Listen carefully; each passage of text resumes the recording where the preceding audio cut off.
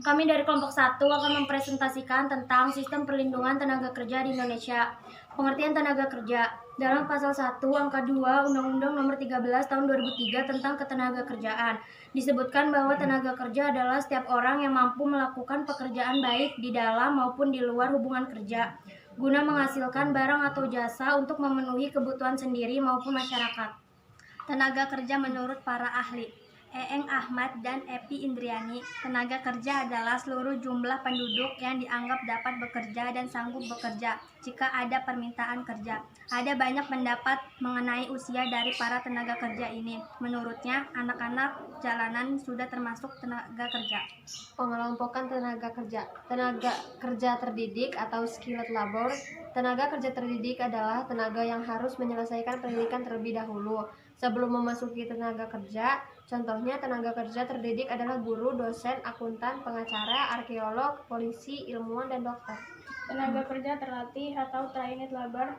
Tenaga kerja terlatih adalah tenaga kerja yang membutuhkan pelatihan dan pengalaman terlebih dahulu sebelum melakukan suatu pekerjaan. Contoh tenaga kerja terlatih adalah sopir, masinis, montir, tukang las, juru masak, dan tukang ledeng.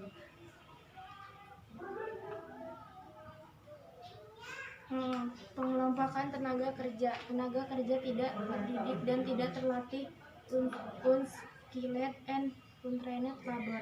Tenaga kerja tidak terdidik dan tidak terlatih adalah tenaga kerja yang tidak memerlukan pelatihan ataupun pelatihan secara khusus dalam melakukan pekerjaan. Contohnya kuli punggul, kuli bangunan, buruh tani, dan buruh pabrik. Hak-hak pekerja. 1. Kesempatan dan perlakuan yang sama. 2. Pelatihan kerja. 3. Penempatan kerja. 4. Perlindungan, pengupahan, dan kesejahteraan. 5. Hubungan industrial. Syarat-syarat keselamatan kerja. 1. Mencegah dan mengurangi kecelakaan. 2. Mencegah, mengurangi, dan memadamkan kebakaran. 3. Mencegah dan mengurangi bahaya peledakan. 4. Memberikan keselamatan atau jalan penyelamatan diri waktu kebakaran atau kejadian-kejadian lainnya yang berbahaya. 5. Memberikan pertolongan pada kecelakaan. 6. Memberi alat-alat perlindungan diri pada pekerja. 7. Memperoleh penerangan yang cukup dan sesuai. 8. Menyelenggarakan suhu dan lembab udara yang baik. 9. Memelihara kebersihan, kesehatan, dan ketertiban. Contoh-contoh dari tenaga kerja. Contoh tenaga kerja terlatih adalah akuntan, teknisi, supir, dan lain sebagainya. Contoh dari tenaga kerja tidak terdidik adalah kuli bangunan, buruh cuci, buruh rongsok, dan lain sebagainya. Masalah-masalah ketenaga kerjaan. A. Jumlah angkatan kerja tidak seimbang dengan kesempatan kerja. B. Mutu angkatan kerja yang rendah. C. Berseliweran angkatan kerja tidak merata. D. Masalah upah tenaga kerja yang rendah. Cara penanggulannya. A. Membuat UU baru di bidang ketenaga kerjaan. B. Memperbaikan dalam pendidikan.